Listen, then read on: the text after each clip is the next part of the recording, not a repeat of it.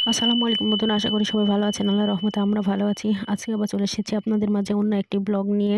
তো আমরা গ্রামের মানুষ, কাজকর্ম করতেই হয় প্রতিদিন। বিল, খাল, সব মাঠ, হাট, মাঠ সবখানেই কাজ করতে হয়। তো আজকে চলে এসেছি। আমাদের যেহেতু প্রধান ক্ষেত ধান আর পান এখন হয়ে গেছে। তো ধানও কিছুদিন পরে কাটা হবে। আবার হয়তো দেখেছেন আমার প্রায় ভিডিওতে আমার এই পান বরজ দেখেন আপনারা। তো এই পান বরজে আজকে মানুষ লেগেছে কাজের। পান বরজে ওয়াশি দেওয়া হচ্ছে, যেটা বেয়ে পর উঠবে। তো সেই ওয়াশি দেওয়া কিছুদিন আগে কিছু দিয়েছিল, আজকে আবার দিচ্ছে। তো তার জন্য কাজের লোক লেগেছে। তো সকাল সকাল উঠে সব কাজকর্ম সেরে রান্না করে তাদের খাবার নিয়ে চলে এসেছি পানবরজে। আপনাদের ভাইয়াও আছে সেখানে, তাদের সাথে কাজ করছিল। যেহেতু একটা মানুষ বেশি নেওয়া লাগতো, ৩ টা লেগেছে। তো আপনাদের ভাইয়া বলছিল একটা মানুষ কম নিয়ে আমি সাথে কাজ করি। আপনাদের ভাইয়াও সব কাজই করতে পারে।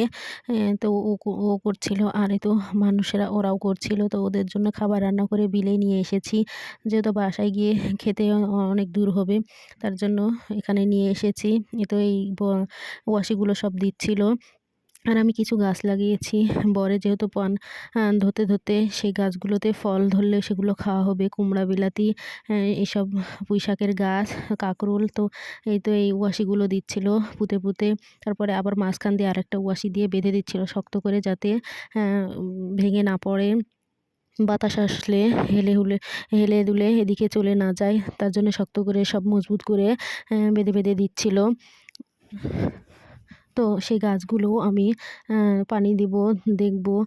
তো আপনাদের দেখাচ্ছিলাম যে এইভাবে ওয়াশিগুলো দিয়ে মাঝখানে আবার ওই একই ওয়াশি বেঁধে দেওয়া হয়।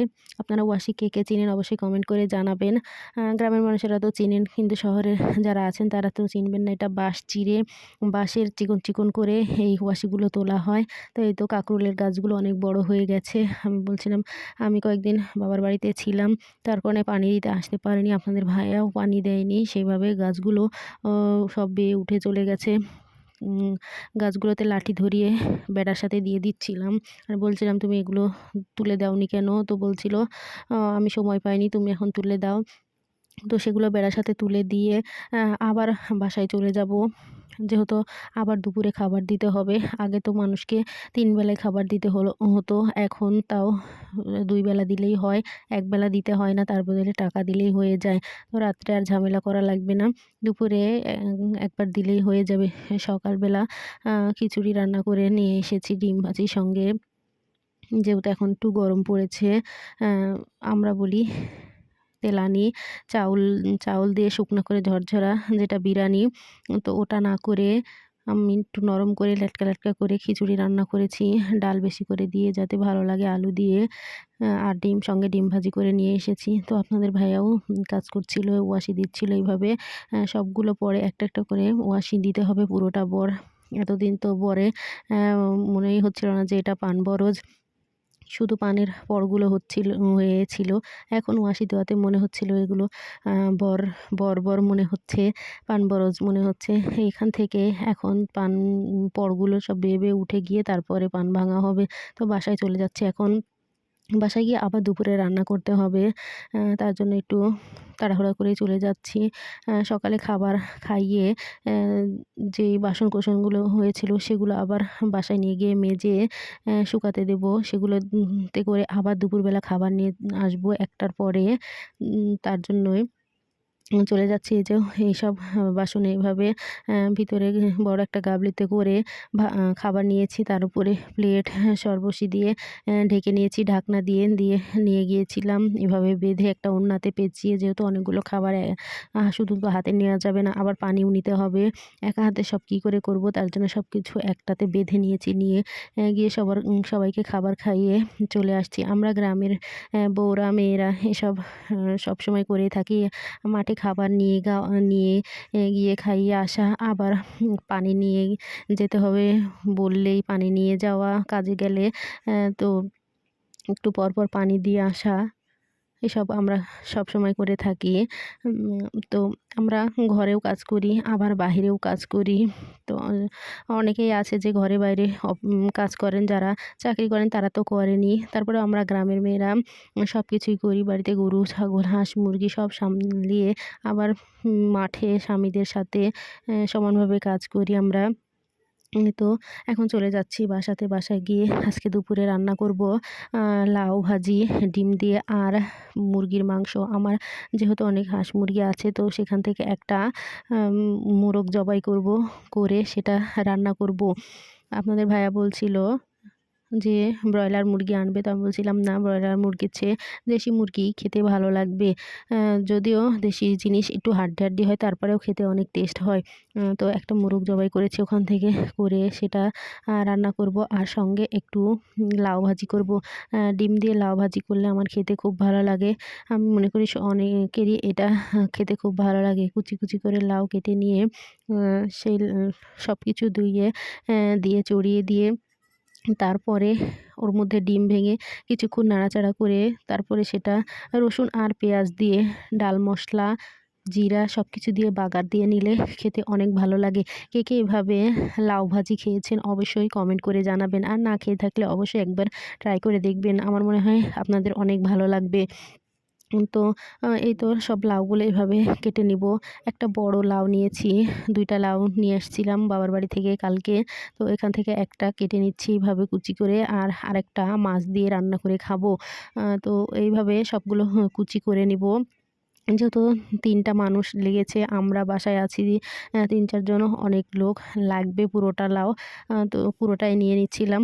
এই তো লাউগুলো সব ভেজে ভালো করে ধুয়ে তুলে দিয়েছি। একটু আ মরিচ কুচি চিড়ে দিয়েছি, আর একটু গুঁড়া দিয়েছি। দিয়ে একটু হলুদ গুঁড়া দিয়ে, লবণ দিয়ে সবকিছু দিয়ে তুলে দিয়েছি। এখন এটা ভালোভাবে এভাবে কিছুক্ষণ নেড়েচেড়ে ঢাকনা ছাড়াই উম নেড়েচেড়ে সিদ্ধ করে নেব। লাউ যেহেতু সিদ্ধ হতে বেশি একটা সময় লাগে না, নরম জিনিস, তো বেশি ঢাকনা দিলে আবার পানি বের হবে এর থেকে অনেক। সেই পানি মারতে মারতে অনেক সময় লাগবে। যেহেতু আবার একটার মধ্যে খাবার নিয়ে যেতে হবে, তার জন্য একটু তাড়াহুড়া করে রান্না করছি। তো এই তো এভাবে কিছুক্ষণ ধরে পানিটা শুকিয়ে নিব। নিয়ে তার মধ্যে ডিম ভেঙে দেব।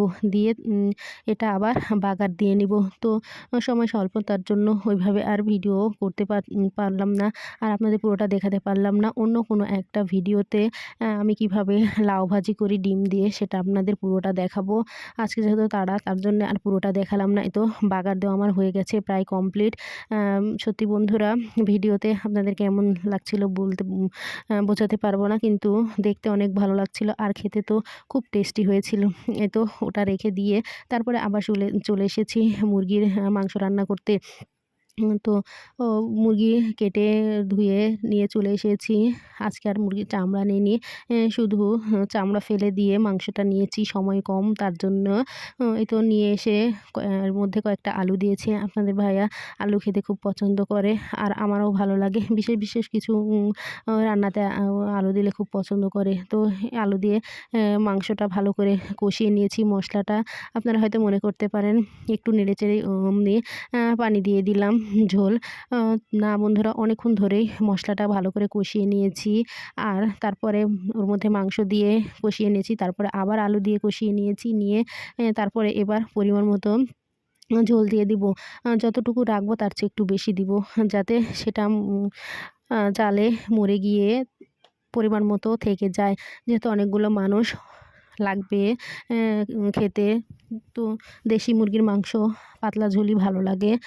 সেভাবেই আপনাদের ভাইয়াও বলে যে দেশি মুরগির মাংসের পাতলা ঝোল করো। আর হাঁসের মাংসও বলে যে ঝোল করলে ভালো লাগে না, হাঁসের মাংস কষা কষাই ভালো লাগে। তো এবার প্রায় রান্না হয়ে এসেছে। এর মধ্যে শুধু একটু এখন জিরা গুঁড়া দিয়ে নামিয়ে নিব। তো বন্ধুরা, আজকে যদি ভিডিওটা আপনাদের ভালো লেগে থাকে তাহলে ভিডিওটি না টেনে পুরো ভিডিওটি দেখবেন, এবং আমার ভিডিওতে লাইক, কমেন্ট এবং শেয়ার করবেন, আর চ্যানেলটি সাবস্ক্রাইব করতে ভুলবেন না। আজকের মতো ভিডিও এখানেই শেষ করছি। সবাই সুস্থ থাকবেন, ভালো থাকবেন, আর আমাদের জন্য বেশি বেশি করে দোয়া করবেন। আপনারা দোয়া না করলে আর সাপোর্ট না করলে সামনে এগিয়ে যেতে পারবো না। তো বন্ধুরা, আজকের মতো এখানে শেষ করছি। আল্লাহ হাফেজ।